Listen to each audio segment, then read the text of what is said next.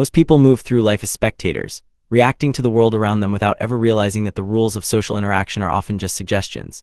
We like to believe we are rational beings making logical choices, but the human brain is a biological machine with specific triggers, backdoors, and hardwired responses.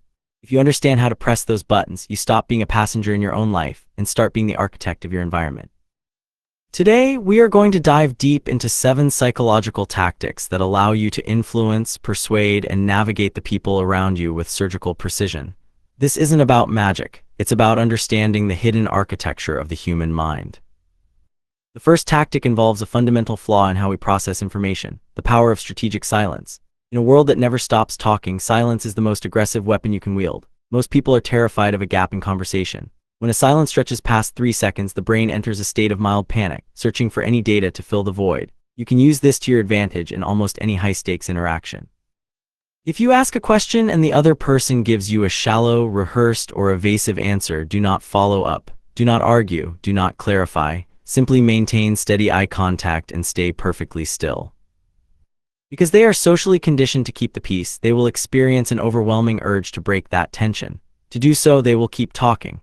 They will provide more detail, offer concessions, or reveal the very thing they were trying to hide, simply because their subconscious mind finds the silence more painful than the truth. He who speaks first in that gap has lost the power dynamic.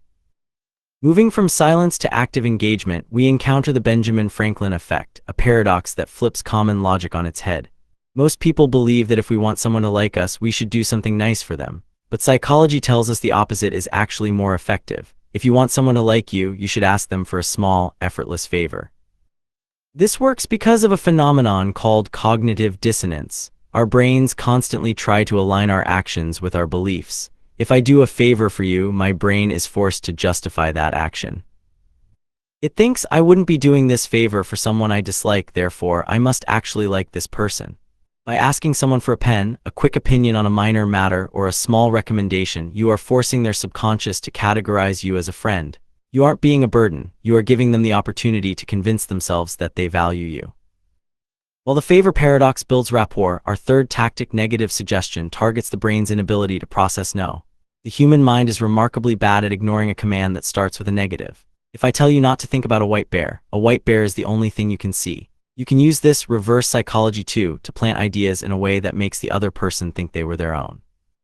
Instead of trying to convince a skeptical colleague to look at a project, you might say, "I'm not sure if you're ready to handle the complexity of this data yet."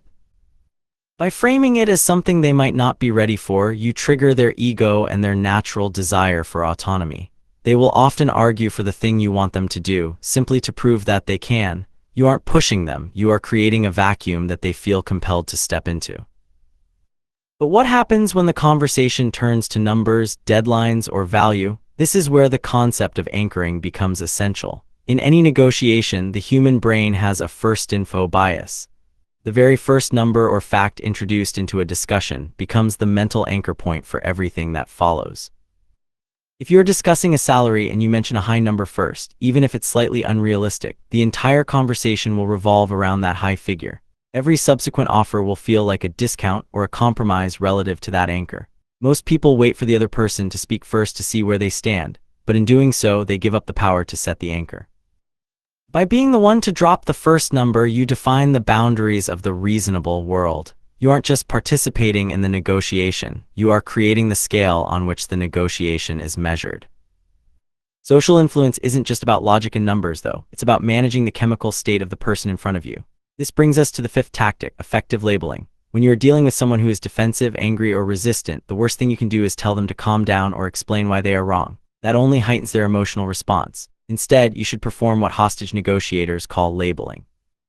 You look at them and say, "It seems like you feel that this situation is unfair," or "It sounds like you're worried about how this will affect your team." By naming the emotion, you force their brain to move the processing of that information from the amygdala, the emotional fight or flight center, to the prefrontal cortex, which is responsible for rational thought. The moment they have to think about whether your label is accurate, they have to use their rational brain. You are effectively cooling their system by forcing them to think about their feelings rather than just feeling them. Once the emotion is labeled, the tension usually begins to dissolve. If you've successfully lowered their defenses, you can then employ the sixth tactic, the compliance chain. This is based on the psychological principle of consistency. We have a deep-seated need to appear consistent in our behavior. If If you want someone to agree to a large, difficult request, you should first get them to agree to 3 or 4 tiny, effortless requests. These can be as simple as asking, do you have the time? Is it okay if I sit here? Or did you see that news today? Once a person has said yes a few times in a row, they have entered a yes state. Their subconscious mind has labeled the interaction as cooperative. When you finally pivot to the actual request you wanted to make, they're statistically much more likely to agree because their brain wants to maintain the pattern of compliance it just established. To say no now would create a psychological glitch in their consistency, and the human mind will go to great lengths to avoid that discomfort. Finally, we have the most potent motivator in the human toolkit, the scarcity frame. Biologically, we are loss-averse creatures. The pain of losing something is twice as powerful as the joy of gaining something of equal value. Most people try to influence others by listing all the benefits of an idea. They say you'll get more free time or you'll make more money. But if you want to truly move someone, you must show them what they will /os if they don't act. Instead of saying, this software will save you 10 hours a week, say, every week you wait to install this, you're throwing away 10 hours of your life that you can never get back. When you frame an opportunity as a vanishing window or a limited resource, you trigger the FOMO, fear of missing out response. People don't want to gain as much as they want to avoid being left behind. You aren't selling a product or an idea, you are selling the prevention of a loss. Understanding these 7 tactics: silence, the favor paradox, negative suggestion, anchoring, labeling, the compliance chain, and scarcity, changes how you see every meeting, every date, and every argument. It's like seeing the code behind the matrix. You realize that most of the friction in our lives comes from not knowing which lever to pull. But remember, with this level of insight comes a specific kind of responsibility. These aren't just tricks, they are reflections of how we are built. When you use them, you aren't just winning a conversation, you are navigating the very essence of human nature. Most people will go through their entire lives being moved by these forces without ever knowing they exist. But you are no longer most people. You have the map, the question is, where are you going to go with it? If you want to keep exploring the darkest corners of human behavior and mastering the mechanics of the mind, keep your eyes open. The more you know, the less you can be manipulated, and the more you can influence the world to look the way you want it to. Knowledge is the only true protection, and in the game of social chess, the person who knows the moves always has the advantage. Stay sharp, stay observant, and never stop questioning the why behind every what.